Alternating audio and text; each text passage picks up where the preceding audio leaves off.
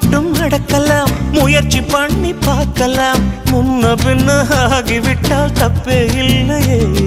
கட்டிக்கொண்டால் ஐயோ தப்பே இல்லை. கட்டில் மேலே தப்புகள் தப்பே இல்லை.